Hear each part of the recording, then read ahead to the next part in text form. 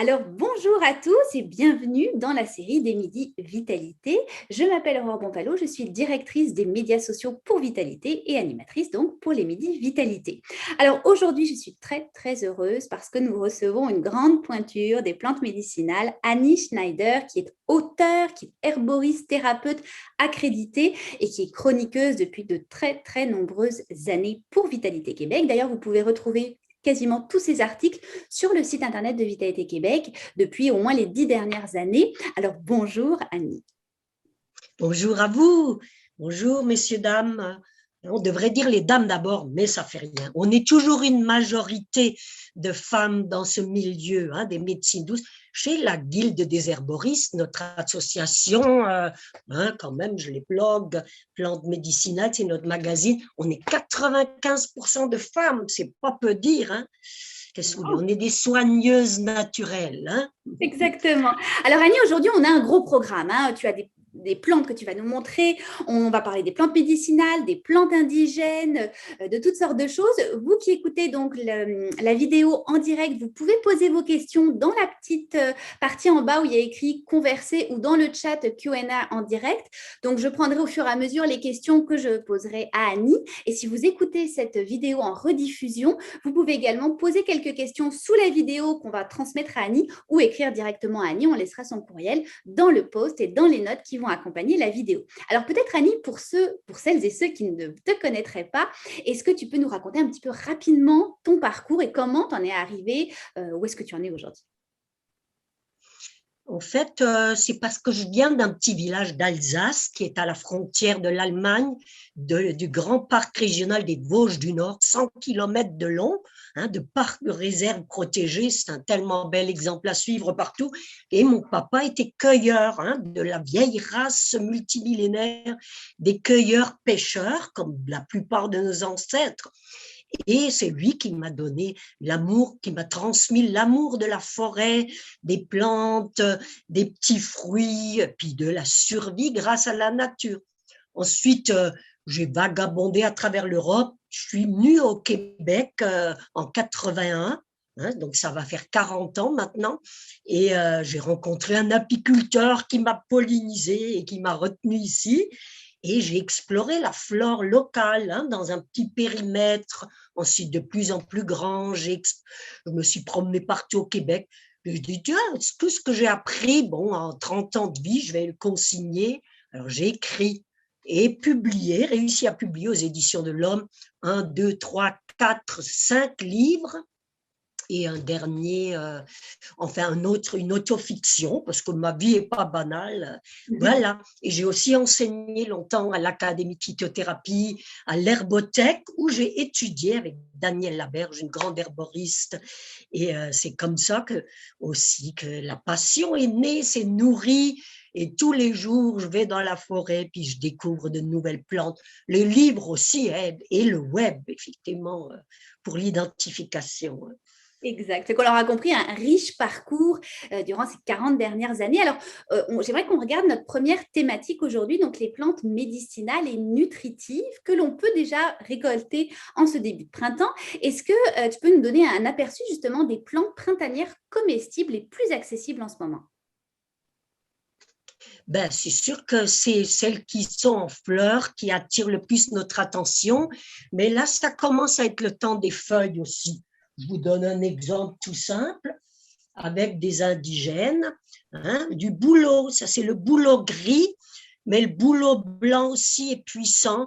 Quand les petites feuilles sont encore toutes brillantes et pleines d'un vernis, c'est un excellent diurétique. D'ailleurs, Binet l'appelait l'arbre néphrétique de l'Europe. C'est aussi le temps des prêles. Prêle, là c'est la prêle mâle qu'on voit qui est juste une tige stérile, mais la tige, non pardon, ça c'est la tige fertile qui donne les étamines. Donc c'est le temps des prêles en général. Je vais aller vous en chercher une tantôt. Aussi des pousses. Alors ici c'est pousses d'épinettes. Épinettes, vous voyez déjà les cocottes, elles sont un peu trop avancées déjà, les pousses d'épinettes. Je vais vous en montrer des moins avancées. Un petit instant. Oups. Donc la prêle et les pousses d'épinettes. Ça, c'est les pousses de sapin sont beaucoup plus petites, vous voyez. C'est le temps des pousses de sapin baumier, hein, notre sapin baumier si précieux pour les poumons, dont on extrait entre autres la gomme de sapin plus tard l'été avec un picouet, ou bien sûr la gomme, on la retrouve comme ça. Ça, c'est le fruit après 20 heures de travail facilement sur plusieurs sapins matures. C'est très collant, c'est pas nettoyable, mais ça peut être très utile pour les affections pulmonaires. Hein. C'est un merveilleux pectoral antiseptique. Sinon, c'est le temps des prêles aussi, la prêle des champs, hein, à ne pas confondre avec la prêle des bois ou la prêle des marais. Hein. C'est Equisitum arvense, prêle des champs, très bonne minéralisante, extrêmement puissante pour les cheveux, les dents, les ongles et même les problèmes de peau. Donc voilà, ça c'est quelques indigènes, hein. Je ne peux pas les détailler toutes. Ah voilà, j'en avais un petit sapin vivant, presque. Vous voyez la différence? Ça c'est sapin. Là je vais vous montrer, hop, l'épinette, c'est bien différent. J'aurais dû les sortir plus tôt. Voilà, vous voyez, ça c'est pousse de sapin, épinette, hein.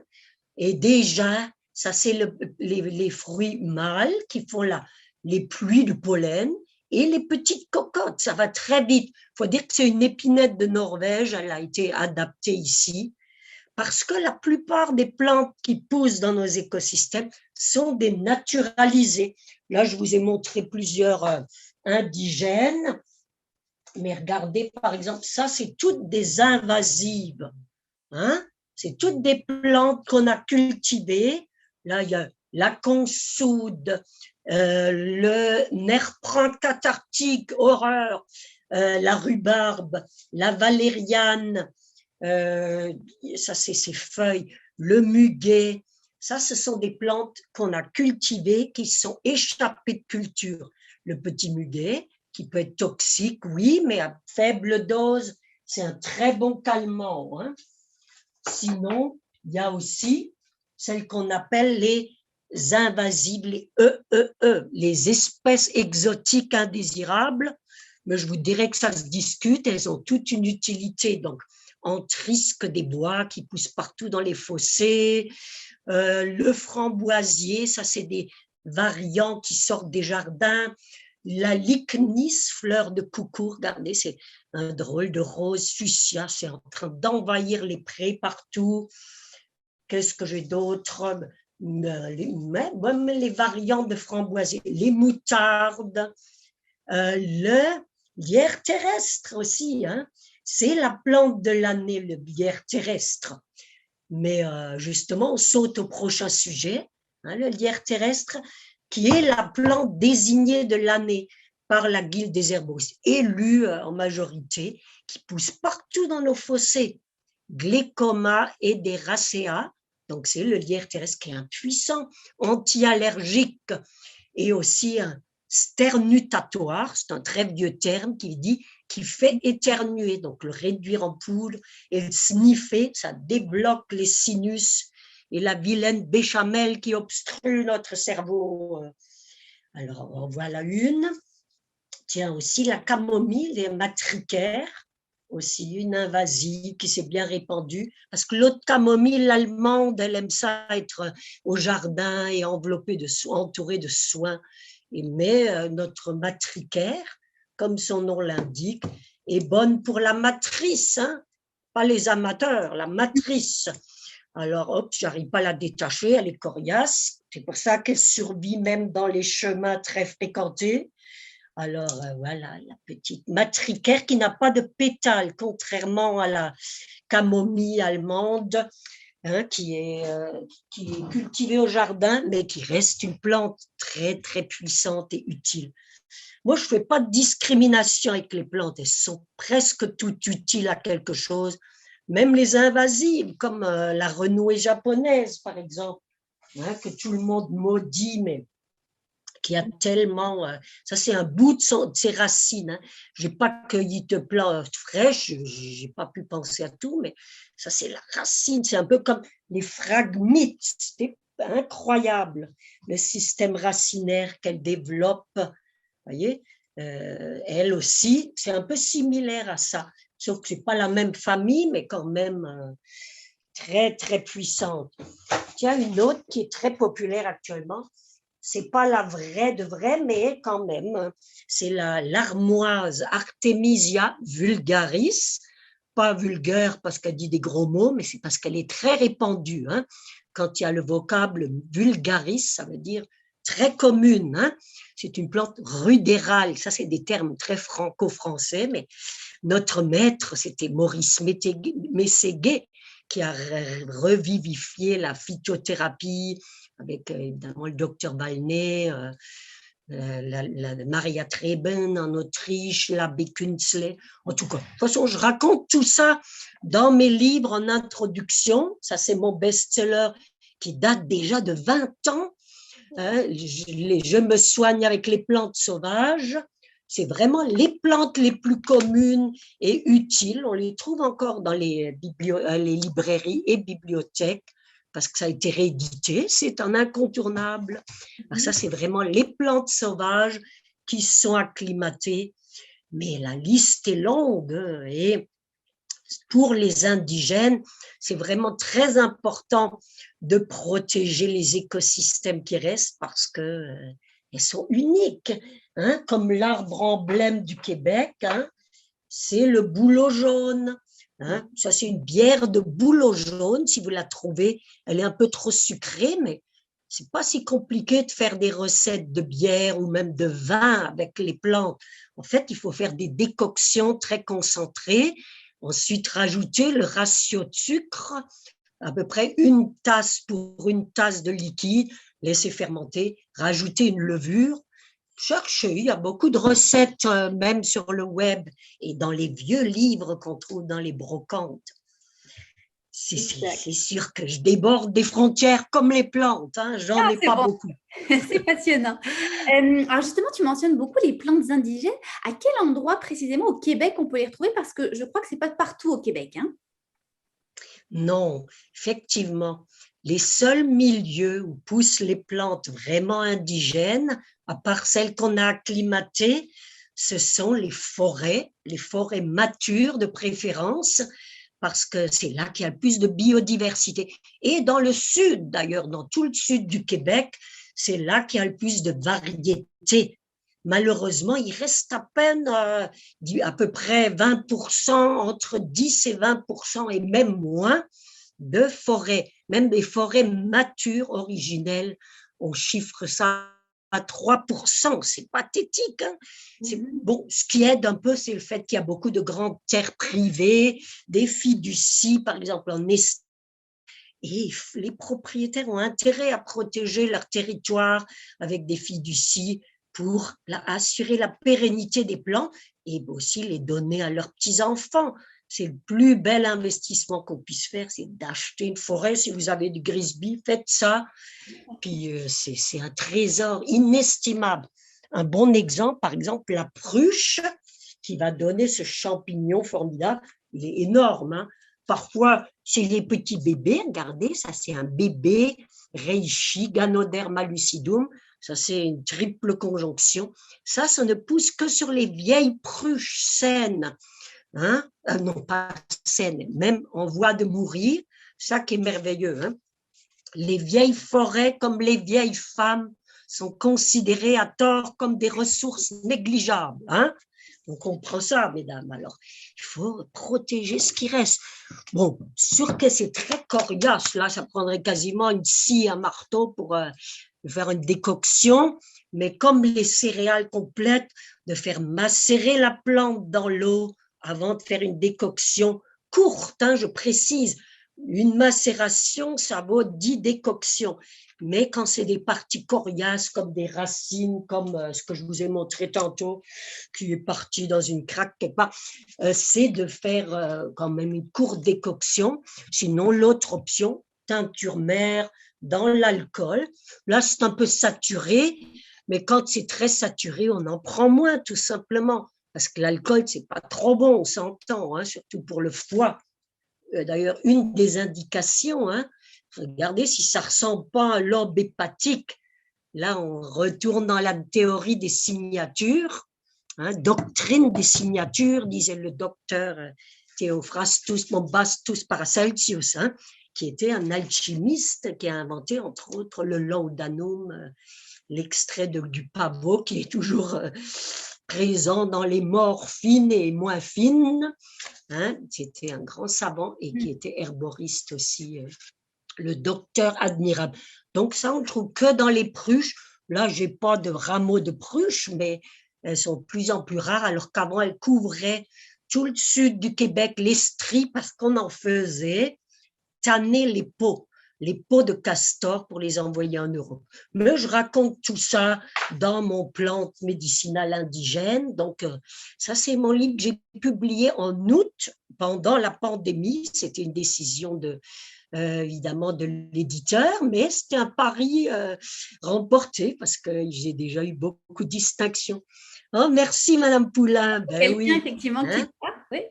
Il y a des informations qu'on ne trouve pas ailleurs, hein, parce que c'est vraiment typique de la forêt d'ici, préfacé par mon amie Sonia Robertson, une autochtone Innu qui connaît bien les plantes aussi. Ils ont édité un petit livre sur les plantes indigènes aussi, Pointe Bleue, Machete Watch. Elle va encore me chicaner parce que je prononce mal, mais l'alsacien, c'est pas facile non plus, hein, c'est ma langue originelle.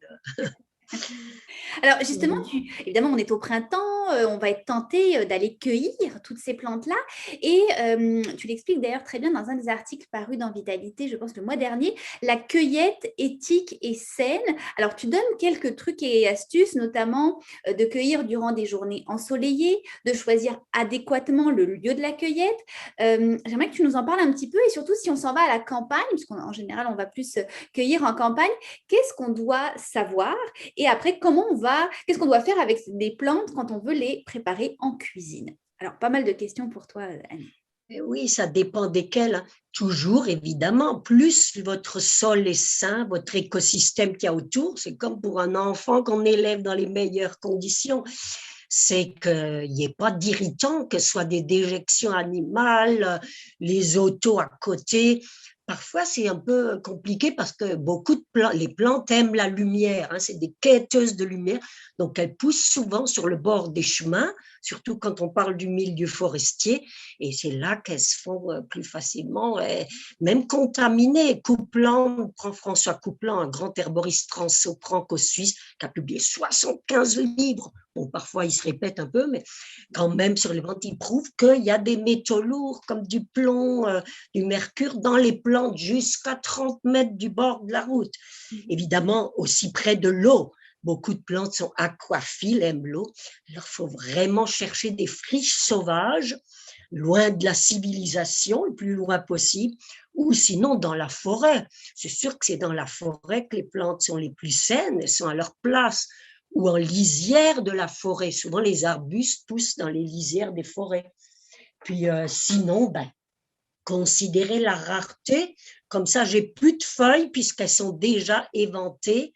Mais l'ail des bois qui intéresse beaucoup mon ami photographe qui m'a accompagné dans plantes sauvages médicinales indigènes, pardon, du Québec. Ça, c'est un pesto à l'ail des bois. Pour cueillir l'ail des bois, j'ai pris une feuille sur 20 plants, pas plus. Je suis sûre que c'était des belles colonies, en plus chez un ami qui m'a donné la permission, hein, puisque 93% des terres sont privées dans le sud du Québec, surtout en Estrie, Montérégie. Il faut demander la permission parce qu'on peut se tromper. Hein. J'ai déjà cueilli dans un parc national, puis je me suis tapé un procès, je me suis bien défendue, et les plantes ont parlé pour moi, et aussi les circonstances, mais c'est absolument interdit de cueillir dans une réserve. Puis qu'est-ce qu'il y a d'autre? Qu'est-ce qu'il y a d'autre comme milieu sain? Donc vraiment, de vous faire copain avec des gens qui ont des grandes terres, puis cueillir très parcimonieusement, évidemment, une feuille sur 20. Quand c'est des racines, c'est pareil. Et parfois, c'est 1 sur 30. Beaucoup de plantes indigènes ont besoin par exemple, comme le gingembre sauvage, minimum 500 individus pour pouvoir se reproduire. C'est un des problèmes avec les plantes indigènes. Alors, à la limite, achetez vos plants, par exemple chez Aiglon Indigo. Hein, je mets toutes les références dans mes livres. Hein. Je trouve ça indécent d'écrire des livres sans mettre de références que les gens puissent utiliser après avec des bonnes adresses, puis des références. J'ai rien inventé. Moi, je collecte aussi des données et je les retransmets. Mais le plus important, c'est de vérifier. Un exemple, c'est le thé du Labrador, le lédon du Groenland.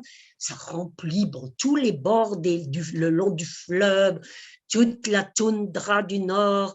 On va en retrouver partout dans les tourbières et c'est au nord qu'elle se situe. Mais il y en a aussi dans le sud, des micro-tourbières, là où on n'a pas asséché comme 85% du territoire. Donc, le thé du Labrador, j'ai observé qu'il y a des tiges qui font des feuilles et d'autres des fleurs. Ça, c'est écrit nulle part, mais je l'ai observé. Donc, on ne cueille que celles où il y a des feuilles pour ne pas entraver la reproduction. Parce qu'un peu comme pour les framboisiers, les ronces et tout, c'est un plant qui va donner certains des feuilles, d'autres des fruits, d'autres sont déjà éventés, sont morts de la 3e année. Alors, chaque plante a son cycle, comme m'a enseigné Daniel Laberge, et c'est absolument évident. Quand tu cueilles une plante, et pour bien la connaître, il faut l'observer de la graine à la graine, dans toutes ses manifestations, graines, petits cotylédons, tiges, feuilles, fleurs, fruits, graines qui retombent dans le sol ou qui refluent dans la racine, évidemment pour les vivaces, hein, parce que tu as les vivaces, les annuels et les bisannuels.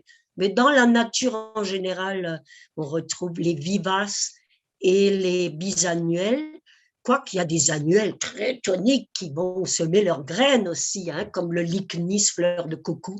Cette année, j'ai vu par exemple des cardamines des prés très répandues dans les prairies en Europe. Première année. Pourquoi? Réchauffement climatique.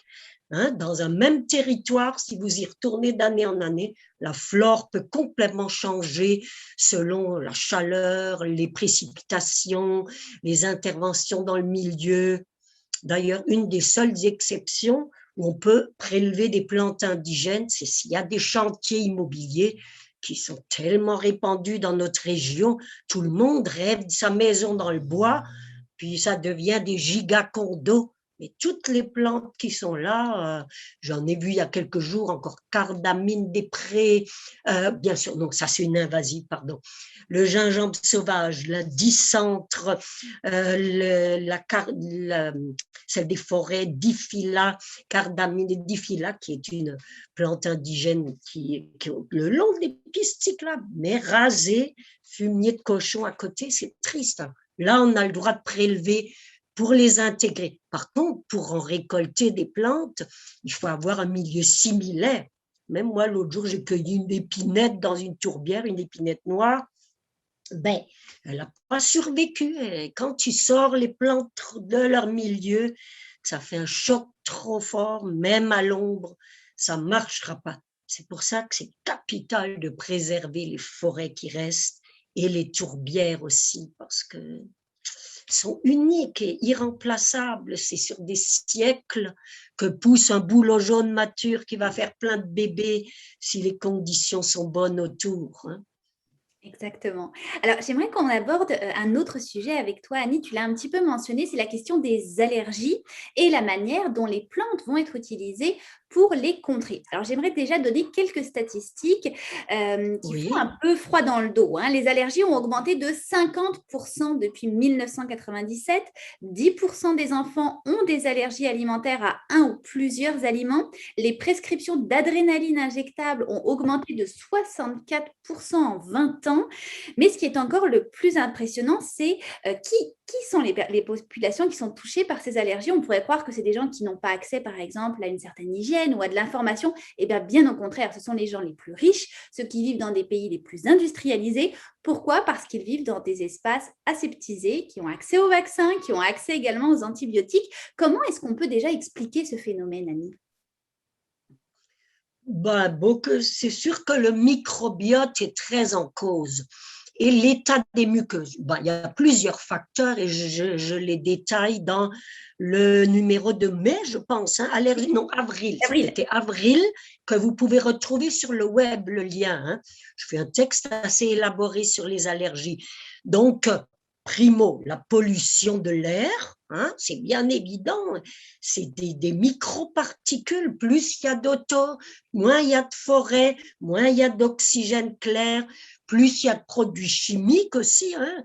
Les enfants élevés à la campagne ont beaucoup moins d'allergies en général que ceux en ville. Surtout s'ils ne sont pas élevés dans un milieu trop aseptisé, qu'ils ont une alimentation saine et diversifiée. Ça, c'est l'autre facteur, c'est le microbiote. Si votre flore microbienne de la bouche à la sortie est faible, vous n'avez pas les anticorps pour neutraliser les toxines, puis à la longue, ça crée une porosité, hein, le leaky gut syndrome qu'ils appellent les Américains, qui fait que des particules d'aliments, de protéines, surtout souvent dérivées des produits laitiers, le gluten qui est de la béchamel, de la colle, qui peut complètement aussi, évidemment les fruits de mer, on connaît bien les allergènes les plus répandus, mais ça commence dans les intestins parce que l'immunité est très reliée à ça, mais aussi dans les muqueuses, hein. Toutes les maladies, c'est irritation, inflammation, infection, jusqu'à la tumeur. Hein. Donc, il faut sécuriser les muqueuses. Pour ça, aller dans la douceur des graines de lin, de la mauve, même de l'ocra, tout ce qui est collant, même les feuilles de chêne ou de tilleul contiennent beaucoup de mucilage, les mauves, la guimauve, pour régénérer les muqueuses. Ça, c'est la première ligne de défense. Ensuite, bien sûr, nourrir le microbiote, même avec des bactéries lactiques à court terme. Hein, on en a des panoplies incroyables. J'ai travaillé 30 ans dans les magasins naturels.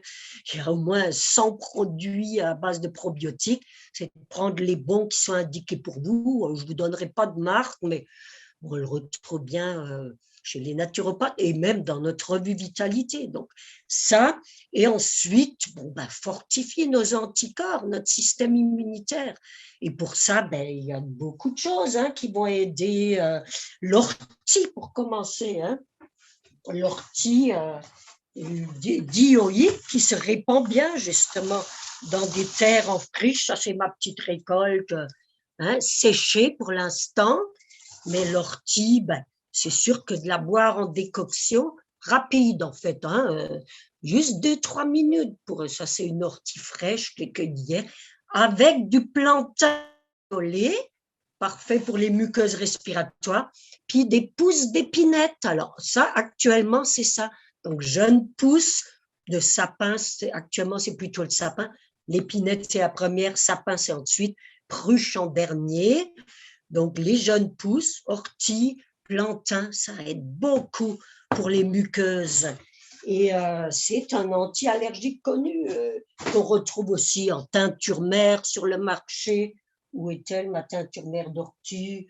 En tout cas, ah oui, elle est dans mon panier ici. C'est une provision séchée de l'an passé encore. On va la retrouver ici. Elle est un peu débordée. Clé des champs fait une teinture d'ortie et même des glycérés pour les enfants. Ça, c'est un mélange ortie-échinacée qui combine le côté anti-allergique et en même temps minéralisant. Hein. La propolis aussi, c'est efficace. La propolis d'abeille, c'est une résine qu'on cueille sur le peuplier baumier. Hein. Je transgresse un peu sur l'autre sujet. Teinture mère de peuplier baumier, un arbre qui est très intéressant, qui est typique du Québec d'ailleurs, dont on fait des teintures mères, où on peut faire des décoctions, mais c'est un peu indigeste. Donc, je récapitule l'ortie, le lierre terrestre que je vous ai montré tantôt, c'est un très bon anti-allergique, et le plantain aussi. Hein. Plantain, c'est bien omniprésent et très efficace. Exact. J'ai moi-même eu des épisodes d'allergie, mais terribles, inexplicables, parce que je me nourris bien, je n'ai pas trop d'irritants, je vis à la campagne en face d'une forêt, J'ai pas d'explication vraiment, à part la post-ménopause, quand même beaucoup de fatigue. J'avais quand même 40 ans que je travaille beaucoup. Et donc, j'ai même eu recours à des antihistaminiques, mais je ne l'ai quasiment pas utilisé. En urgence, ça peut aider. C'est chimique, regardez, c'est encore presque plein. Là, vous ne le voyez pas, mais j'aime toujours mieux les plantes et elles m'ont bien conseillé. J'ai quand même ça, hein, l'épipène, produit par le bien-aimé Pfizer, hein, comme le Centrum et l'Advil, remède à tous les maux. Bref, sinon les huiles essentielles aussi. Hein. Allergie, c'est un mélange de Michael Zayat, un grand herboriste, aromathérapeute, pardon, c'est moi l'herboriste, qui a fait un mélange intéressant avec justement du thé du Labrador, de la menthe, bien sûr comment s'appelle cette plante très aromatique, de l'estragon, bien sûr, oui, qui est très efficace. Ça aide beaucoup aussi. Une petite goutte sur le bout de la langue quand ça commence. Puis sinon, conifères, plantains, faites vos réserves de plantains. Faites aussi des onguents de plantains. Je l'ai encore expérimenté il y a quelques jours. Ma fille est apicultrice amatrice parce qu'elle fait plein d'autres choses. Puis elle s'est fait piquer sur le bout du nez. Puis c'est terrible parce que c'est très vascularisé. Hein, c'est la zone du cœur d'après les Japonais. Puis là, on a mis du plantain qu'elle a marché direct dessus sur le nez. Si ça avait été un petit enfant, c'est moi qui l'aurais mâché, mais elle ne veut plus, 32 ans. Donc 30, pardon. Et voilà, c'était miraculeux. C'est très efficace, c'est un antihistaminique très puissant. Alors pourquoi s'en priver? C'est un bon exemple d'importé très utile. C'est répandu comme une traînée de poudre, quoique c'est mieux que la poudre. Un peu comme le pissenlit. Hein? Pissenlit, on a amené quelques racines dans le port de Boston à jésuite autour du début de la colonie en 1700. Ça a bien marché. Hein? Le système d'essaimage est très efficace. Donc, alors, moi, je ne fais pas de frontières, comme les plantes, pas de frontières pour les plantes tant que le vent est favorable. Parfois, c'est les oiseaux aussi qui répandent les plantes. Là, je vais vous en montrer une qui est quand même... Il n'y en a pas beaucoup que j'aime pas, mais celle-là, oh, je me méfie. Tiens, je retombe sur le lierre terrestre, une petite réminiscence, voilà. Hein, la petite plante qui a une odeur de camphre, elle aussi contre les allergies, très efficace. Faites-en des teintures mères. Hein. Donc, teinture mère, tout simplement, la plante entière ou strippée. C'est mieux de le faire à l'envers pour enlever toutes les sommités fleuries. La tige, c'est juste un réceptacle. Puis ensuite, vous mettez ça dans un bon alcool, hein, de la SAQ. Il y a des cas où on mélange de l'alcool très fort, donc à 90 degrés, avec de l'eau distillée. Mais ça, je l'explique dans les livres, comme le Ganoderma, solution hydroalcoolique. Mais aussi, allez plus loin, faites des recherches, suivez des cours. Hein. Moi, j'enseigne plus maintenant parce que j'en ai assez fait.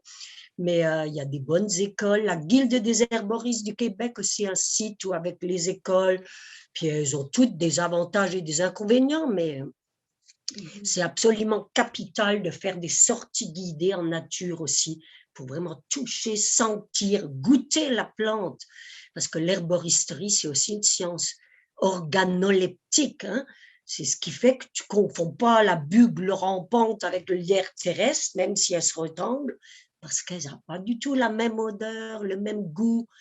Puis, bon, parfois, ça peut être risqué de goûter, mais il n'y a quand même pas beaucoup de plantes vraiment toxiques.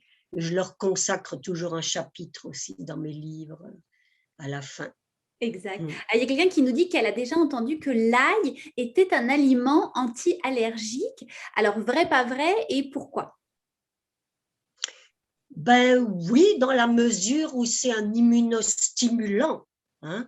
S'il y a des irritants identifiés comme des antigènes dans l'alimentation, il va neutraliser comme il va agir sur la pression sanguine, le mauvais cholestérol, c'est un bactéricide.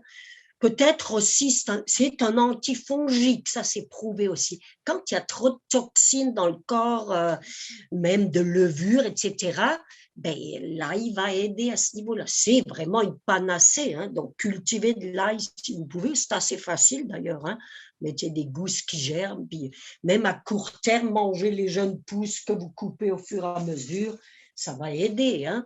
Oui, mais c'est pas un anti-allergique direct comme l'ortie, le guerre terrestre, le plantain, par exemple, ou l'estragon, mais au niveau de l'immunité, si on voulait, générale, c'est sûr que c'est un allié majeur et un prophylactique et un remède très puissant. Puis encore une fois, en teinture mère, c'est le plus efficace, ou sinon en pesto, pourquoi pas les tiges d'ail vert. Hein, oui. Oui. Parfait. Alors, j'aimerais qu'on aborde déjà avec toi notre dernier sujet, qui est la gémothérapie. Donc, c'est une discipline qui nous vient d'un médecin belge, Paul-Henri, dans les années 60. Alors, déjà, Annie, j'ai envie de te poser la question, en quoi consiste la gémothérapie et que retrouve-t-on finalement dans les bourgeons? Mais c'est vraiment d'utiliser le bourgeon, parce que dans le bourgeon, le premier bourgeon qui sort du rameau, il y a tout le potentiel de ce que va donner la feuille, la fleur, le fruit, à la limite la graine. Hein. Tout est dans le petit bouton embryonnaire là. Oui, d'ailleurs, ils appelaient ça la science des tissus embryonnaires. Au début, c'est un peu long, parce que gémeaux, on peut confondre avec gémologie, donc les gemmes, les pierres. Alors, non, c'est vraiment d'utiliser les jeunes bourgeons au bon moment. Je n'ai pas ça en main, mais je vais le chercher. C'est pas très loin. Hop. Annie a presque toutes les plantes chez elle au Québec. Cueilli et toujours aussi aromatique. Vous voyez, ça, je l'ai cueilli pour l'odeur, mais ça, ce sont des feuilles de peuplier baumier, mais qui sont déjà développées. C'est sûr que ça sent encore et ça contient encore les huiles essentielles, très complexes et assez coûteuses parce qu'il n'y a pas beaucoup de gens qui le distillent. Donc, bourgeons de peuplier. C'est tellement collé que c'est difficile à extraire, mais bon, c'est vraiment de cueillir le bourgeon tout jeune, hein, vous voyez. Ça, oups, les bourgeons, il ne faut pas qu'ils tombent sur mon ordi, oui. Hein, les bourgeons, c'est ça, du peuplier. Quand on est à ce stade-là, évidemment, la feuille est déjà trop développée, mais j'en cueille quand même un peu pour la différence et pour l'arôme, ça parfume tellement. Donc déjà, c'est trop tard. Actuellement, ça ressemble à ça, le peuplier baumier. Donc, il faut le prendre vraiment au mois d'avril, quand ça commence. C'est une des premières qu'on va ensuite mettre dans l'alcool. Hein. Ça, je l'ai même cueilli au printemps. Hein. Donc, c'est une teinture mère dans l'alcool. Elle est un peu saturée, oui. Un peu trop, mais j'en ai donné à un ami. C'est ce qui fait que le volume d'alcool a baissé. Normalement, on prend la moitié de plante et le double d'alcool. Dans ce cas-ci, j'ai pris 90% parce que je l'utilise très parcimonieusement. Le danger, c'est que c'est tellement riche en cire, c'est que ça peut te coller la langue. C'est un bon truc pour maigrir, hein, ça te scelle la langue, tu goûtes plus rien.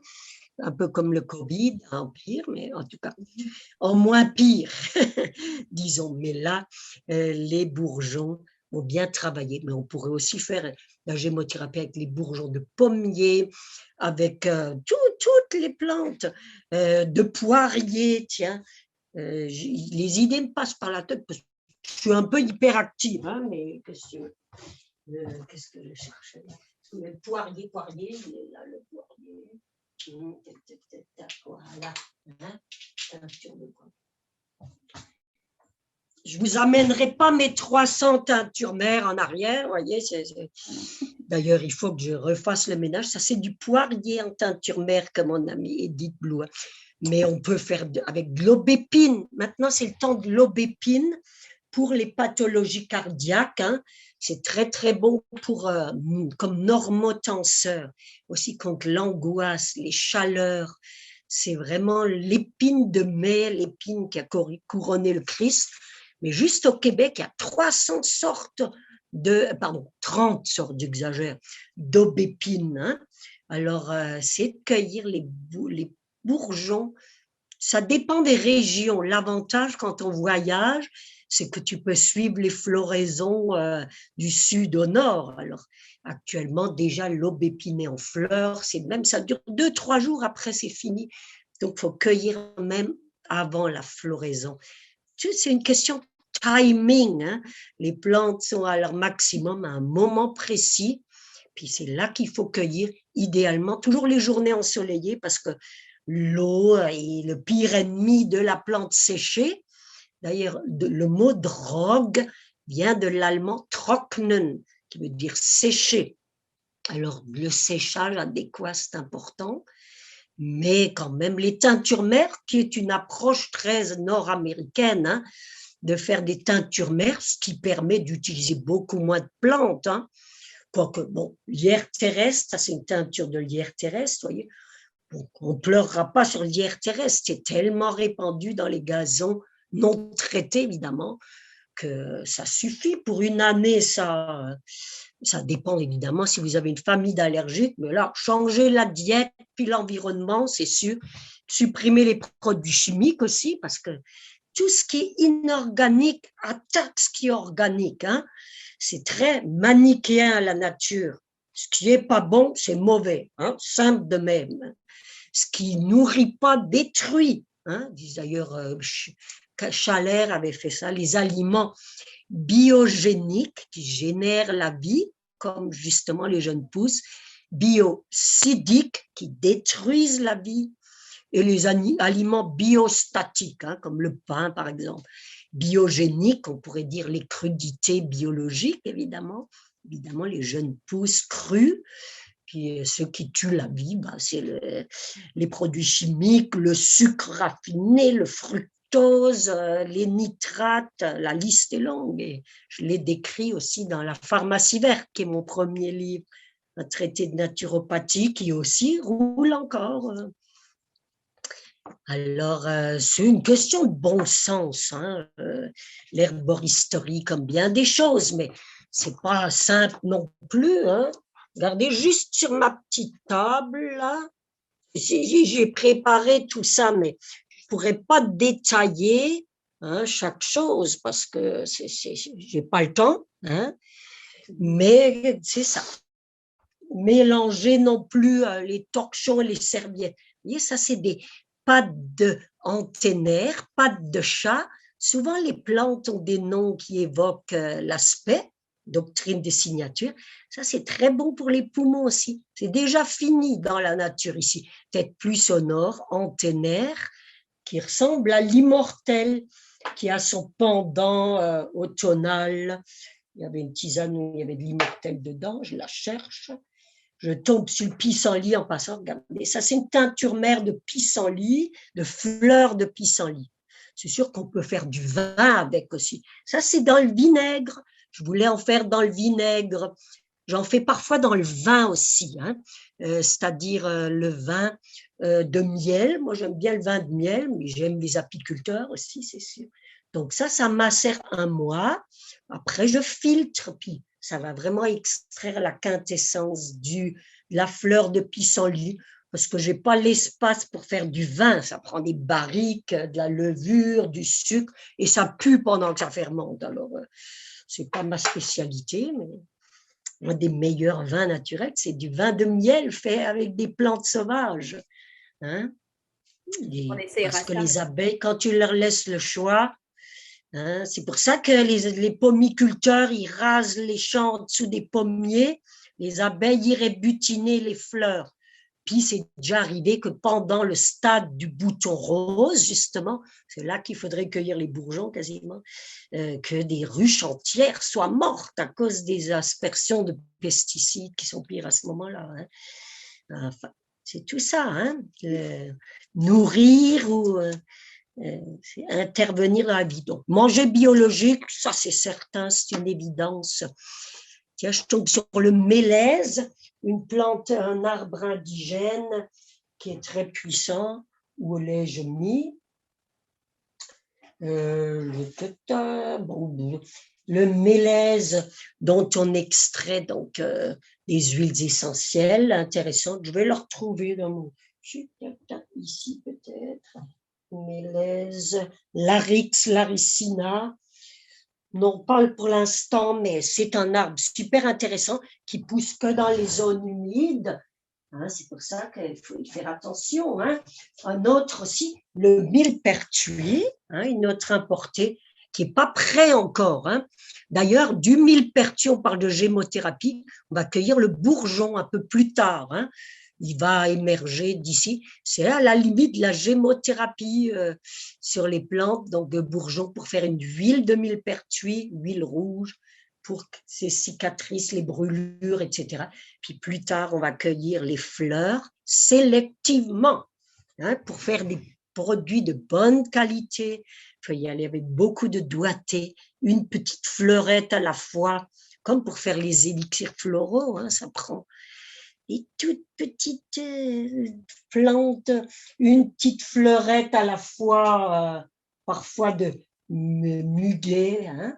On va utiliser le muguet pour faire les fleurs, les fleurettes qu'on fait flotter sur de l'eau pure. Mais là, je digresse un peu, je sors du sujet, je sais bien, mais je fais souvent ça, mais c'est pas grave.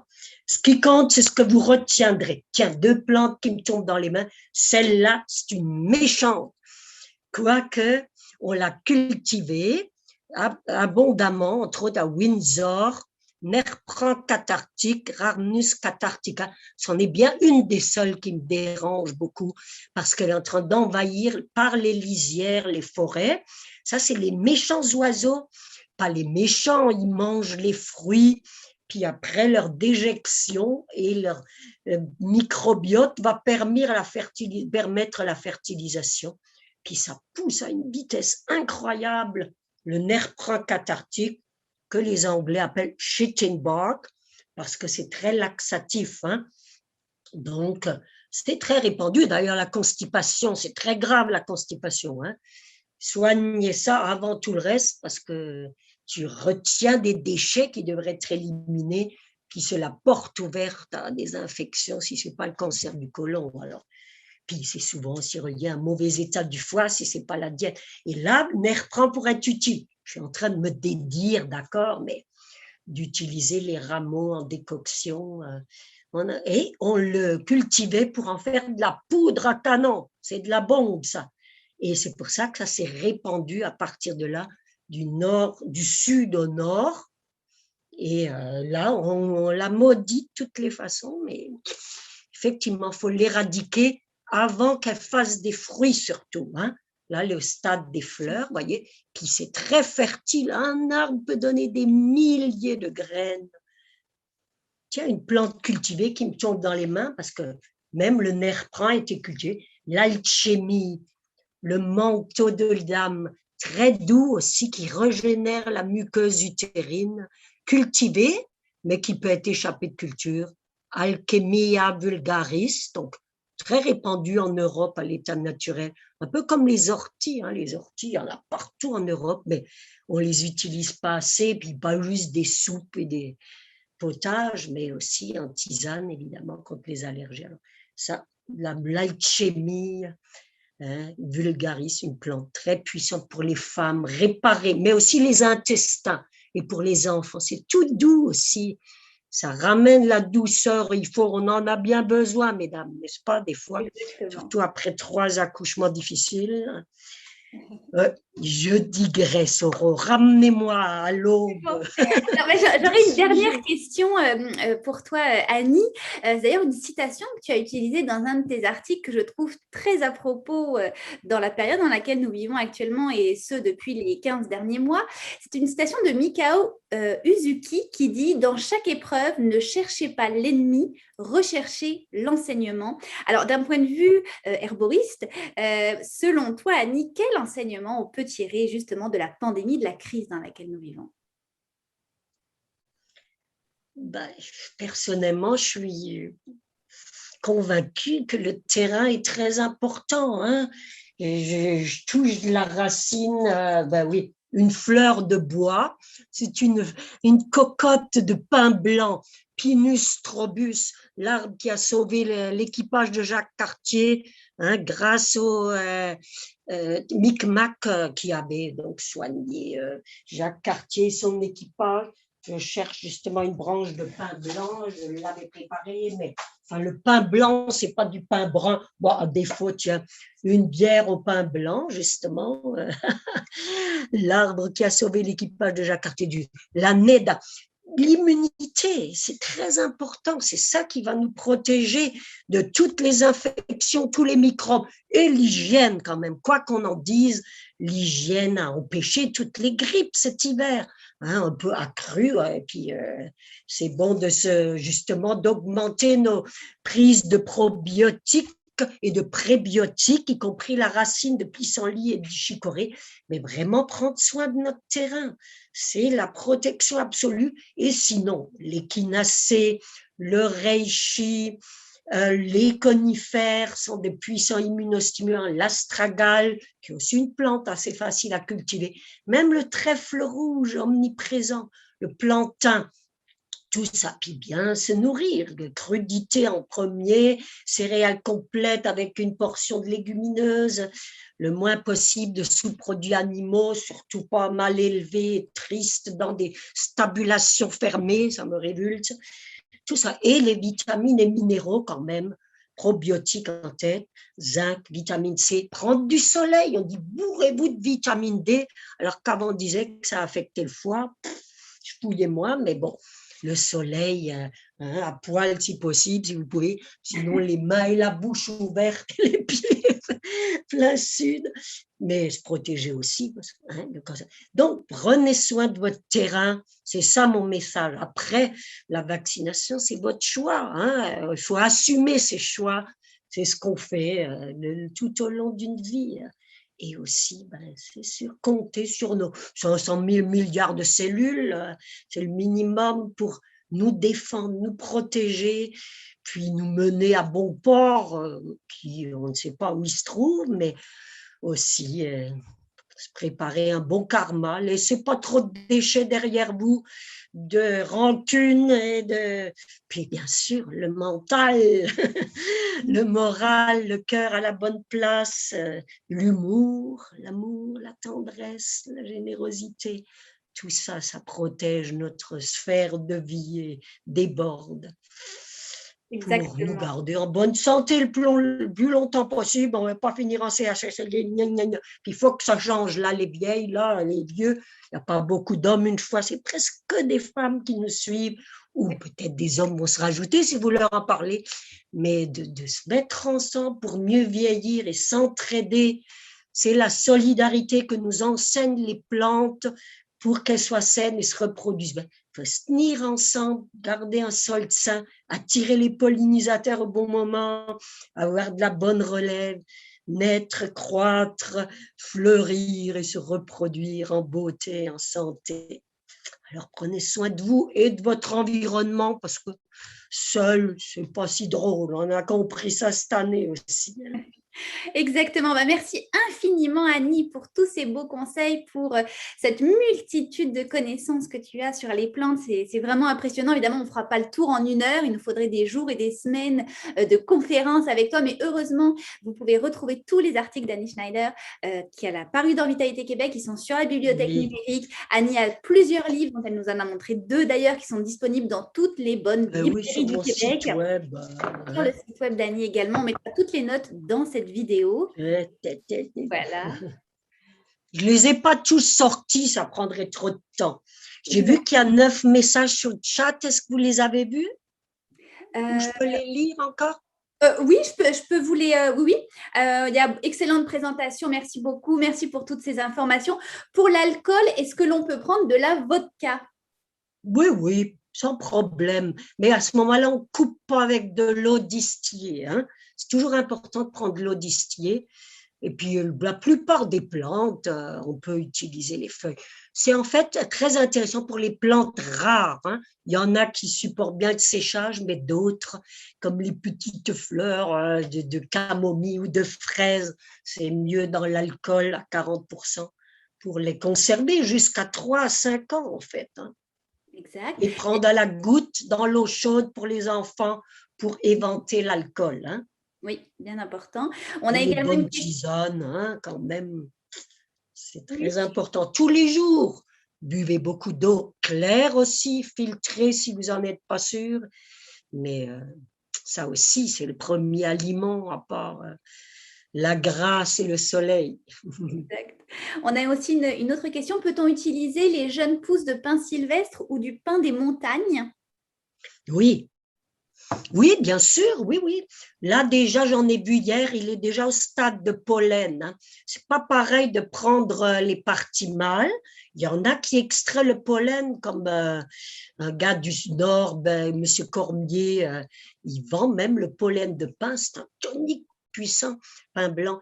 Mais c'est ça, oui. Mais c'est déjà un peu tard. Ça dépend des régions. Plus dans le Nord, oui. Bien sûr, les bourgeons de pin blanc, sembra, rouge, on peut. Tous. Les aiguilles, c'est plus tard. Souvent, les jeunes pousses, comme dans le sapin baumier, sont beaucoup plus digestes et assimilables que les aiguilles plus avancées. Oui. Parfait. Qui contiennent plus d'huile essentielle, d'ailleurs. Exact. On a peut-être une dernière question. Est-ce que le plantain, on peut le prendre en tisane également? Absolument, il y en a là-dedans, c'est du plantain lancéolé, mais le plantain à feuilles rondes aussi. C'est vrai, on n'a pas parlé d'onguent, mais aussi faire un peu présécher 24 heures et ensuite faire mijoter dans l'huile, en faire un onguent. C'est très utile pour les démangeaisons, l'urticaire, les piqûres d'insectes, etc. Hein, aussi. Mais oui, bien sûr. Puis la décoction courte, hein, juste faire bouillir, frémir 2 minutes pour pas tuer les vitamines, les enzymes, puis ensuite laisser macérer et boire. Hein. Sécher, il suffit d'infuser. Frais, décoction très courte, et sécher, infuser. Quoique les plantes transmettent aussi leurs vibrations juste de l'eau exposée au soleil. C'est autre chose, les tisanes solaires comme les élixirs floraux. Mais j'en parle dans mes livres, là je ne peux pas trop élaborer 40 ans d'études, vous comprendrez. Oui. Alors peut-être la toute dernière question, Annie. Les plantes, quelles seraient les plantes qui peuvent aider au microbiote à part des probiotiques? Les plus connus, c'est la racine de chicorée, évidemment. Hein, chicorée, qui est une plante sauvage qui fleurit d'ailleurs souvent le long des routes de gravel, d'asphalte, c'est moins bon, mais la racine de chicorée qu'on cueille en première année, hein, en automne. C'est celles qui ont fait des fleurs, c'est de la deuxième année, c'est bisannuel. Et pareil pour le pissenlit, hein, très puissant prébiotique, les topinambours. Par contre, ça gaze, hein, faut bien les mélanger parfois avec des plantes carminatives, y compris la menthe ou le curcuma ou la coriandre, puissante, détoxicante aussi. Mais c'est ça, c'est un autre sujet, les aromates utiles. Alors, cultivez si vous avez des petits coins de balcon même dans des pots, mais j'ai dérivé de la question. Mais quelle était la question déjà? C'était en fait pour… attends, je vais reprendre. Les prébiotiques, Voilà, voilà, oui. voilà, Souvent, à c'est part les des probiotiques. racines qui sont prébiotiques, mais beaucoup de plantes, même crues, ont un effet pour se fabriquer des bonnes bactéries. Alors, sûr que si vous cueillez dans des endroits pas moins nets, il faut toujours rincer les plantes avant. Sinon, si c'est un endroit sain, c'est mieux de les rincer avant de les utiliser. Hein, parce que une plante mouillée, ça peut attirer les moisissures. Exactement. Bah, écoute, ça fait pas mal le tour des questions. De toute façon, je mettrai tes informations de contact dans les notes qui accompagnent la vidéo. Donc, si vous voulez contacter Annie, elle se fera, j'imagine, un grand, grand plaisir de vous répondre. Merci infiniment, Annie, pour cette belle discussion. Merci pour votre encadrement rigoureux et quand même permissif. Prenez soin de vous, messieurs, dames, mesdames. Il n'y a même pas de monsieur, tant pis pour eux. Vous les soignerez comme on fait d'habitude depuis que le monde est monde. Et vos Exactement. enfants chéris, les petits-enfants, si précieux. Oui. Salut, à la Merci prochaine. Gardez votre vitalité le plus longtemps possible. infiniment. Merci.